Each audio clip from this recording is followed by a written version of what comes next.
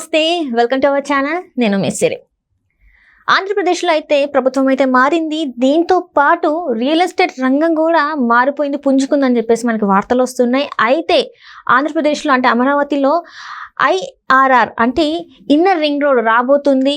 So అది రావడం వల్ల చాలా వరకు అయితే రియల్ ఎస్టేట్లో భూమి పెరిగిపోతుందని చెప్పేసి కూడా మరి వార్తలు వస్తున్నాయి. సో ఈ వార్తలన్నిటికీ మనకు ఆన్సర్ చెప్పడానికి ఈరోజు మనతో పాటు స్టూడియోలో ఉన్నారు realtor oxygen founder and CEO doctor Nandi Rameshwar Rao గారు. నమస్కారం సార్. నమస్తే అమ్మ. సార్, ఇప్పుడు చూస్తున్నట్టయితే అమరావతికి రియల్ ఎస్టేట్ రంగం అమరావతిలో చాలా పుంజుకుందని చెప్పేసి మరి వార్తలు వస్తున్నాయి.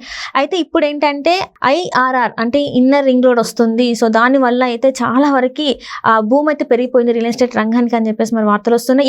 ఎక్కడైతే బాగుంటుందని అంటారు? మరి నిప్పు లేకుండా పొగ రాదని మీడియా వాళ్ళు ఏం చేస్తారంటే అక్కడ 10% చెప్తే 90% స్కోప్లో చూపిస్తారు. ఓకే, ఇన్నర్ రింగ్ రోడ్ రావట్లేదు, ప్రతిపాదిస్తున్నారు. ప్రతిపాదించడం వేరు, రావడం వేరు. ఇప్పుడు పొలిటికల్లో ఏమవుతుంది, స్టేట్ గవర్నమెంట్ లీడర్స్లో ఏదైనా ఒక పని చేయాలంటే దానికి ఒక సిస్టమ్ ఉంటుంది, దానికి ఒక ప్రోటోకాల్ ఉంటుంది, దానికి ఒక బడ్జెట్ ఉంటుంది, దానికి ఉంటుంది. సో ఇప్పుడు మీరు అడిగింది ఏంటంటే ముందులో ఫ్యూచర్లో రావడానికి అవకాశం ఉండేది మాట్లాడుతున్నారు, మీరు అడుగుతున్నారు. మొన్న లాస్ట్ టైం ప్రతిపాదించారు కానీ అప్పుడు పనులు జరగలేదు. ఫస్ట్ టైం CBN గారు సీఎం ఉన్నప్పుడు. తర్వాత జగన్ గారు వచ్చినప్పుడు అన్ని అటుకెక్కించారు. అందరికీ తెలిసిన, మనం పెద్దగా చెప్పుకోవడానికి ఏం లేదు. ఇప్పుడు ఏంటంటే ORR మీద ఫోకస్ పెడుతున్నారు. ORRతో పాటు IRR కూడా పెడితే అంటే మనకి గ్రోత్కి బాగా హెల్ప్ అవుతుంది. విజయవాడకి ఇప్పుడు పెట్టుకున్నారు అనుకోండి, విజయవాడ దగ్గర IRR వస్తే lot of places will be covered and lot of land will be, దాదాపు సపోజ్ చేసిన నాకున్న ఇన్నర్ సోర్సెస్ బట్టి దాదాపు 40,000 ఎకరాలు అవైలబిలిటీ వస్తాయి ఫర్ సేల్. ఇప్పుడు ఒకప్పుడు మనం హైదరాబాద్లో చూసుకుంటే ORR లేనప్పుడు ఏముంది, ఆ ల్యాండ్ లేదు. శంషాబాద్ దాటేవాళ్ళం కాదు కదా మనం. ఇప్పుడు ORR దాటిపెట్టి వెళ్ళిపోయి RRRకి వెళ్ళిపోయాం. RRR దగ్గర ఇంకా ముందుకు వెళ్ళిపోతున్నాం. సో ఈ చంద్రబాబు నాయుడు గారు గవర్నమెంట్ ఇప్పుడు పరిశీలిస్తున్నారు దాన్ని, ఇంకా కన్ఫర్మ్ కాలేదు. మన 15,000 అనేది అమరావతి క్యాపిటల్కి డెవలప్మెంట్ కి శాంక్షన్ చేశారు. ఈ IRR అనేది ఏంటంటే ఇన్నర్ రింగ్ రోడ్ మనకు కూడా ఉంది, IRR ORR. సో మేబీ తర్వాత RRR కూడా రావచ్చు అక్కడ. వీళ్ళు ఏంటంటే ప్రస్తుతం దానికి ప్లానింగ్ చేస్తున్నారు, ప్రణాళిక ఏంటి IRR కూడా రావాలి, దానికి కూడా డెవలప్మెంట్ అయితే.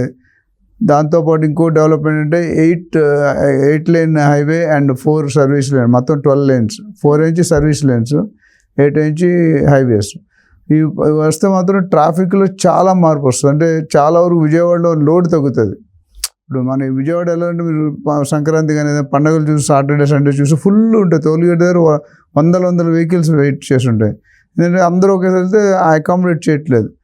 ఇది కానీ వచ్చింది అనుకోండి, డెఫినెట్గా విన్ స్విచ్. అంటే పబ్లిక్కి గవర్నమెంట్గా చాలా ఫెసిలిటీ ఉంటుంది, సునాయాసంగా వెళ్ళిపోవచ్చు. అందుకని అది దీంతోపాటు ప్యారలల్గా IRR అనేది ఒక రేంజ్ పెట్టుకొని 20, 30, 40 కిలోమీటర్స్లో చూసుకొని వాళ్ళు ప్లాన్ చేస్తున్నారు. ఎంత అవుతుంది బడ్జెట్. ఇప్పుడు ఇక్కడ నుండి చేస్తే వాళ్ళు మళ్ళీ ప్రతిపాదించాలి, బడ్జెట్ శాంక్షన్ కావాలి, క్యాబినెట్ ఆమోదం చూపించాలి, ఇవన్నీ ఉంటాయి కదా. సో స్టార్టింగ్ ఏంటంటే అంతకుముందు దీని మీద లైట్గా తీసుకున్నారు. కానీ ఇప్పుడున్న పరిస్థితుల్లో అది కూడా ఒక ఎస్టేట్ అవుతుంది మనం డెవలప్ చేసుకుంటే.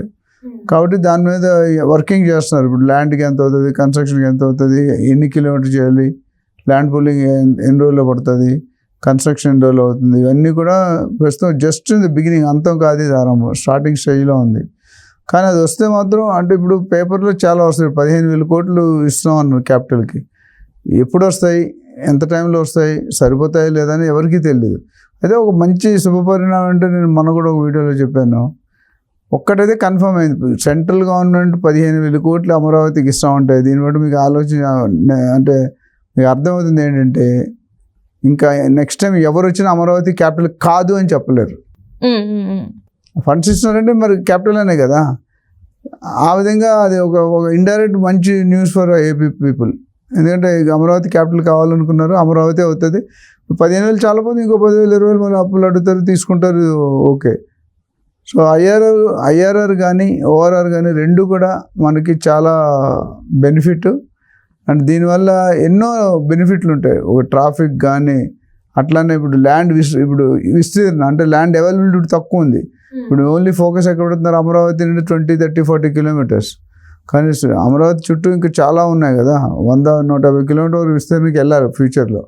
సో దానికి ఒక మెట్టు, ఫస్ట్ మెట్టు అనుకోవచ్చు.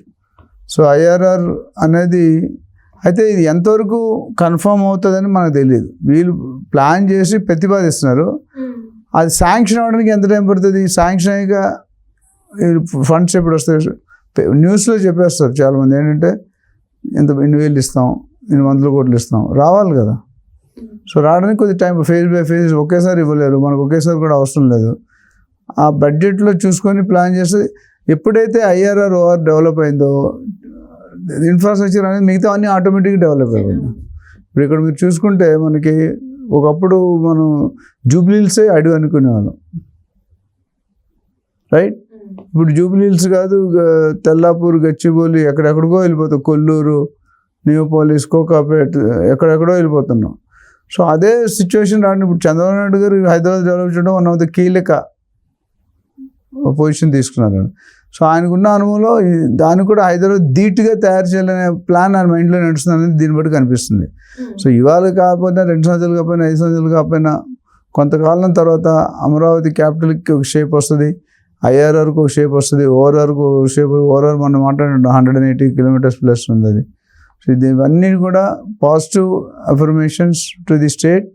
And once it is start commence అంటే దానికి మనకి రియల్ ఎస్టేట్ ఊపందుకుంటుంది. ఇప్పుడైతే ప్రస్తుతం రియల్ ఎస్టేట్ అంత ఫుల్ స్వింగ్లో లేదు, చెప్తున్నారు కానీ రియల్గా ట్రాన్సాక్షన్స్ అవ్వట్లేదు, హైప్ అయింది ప్రైస్.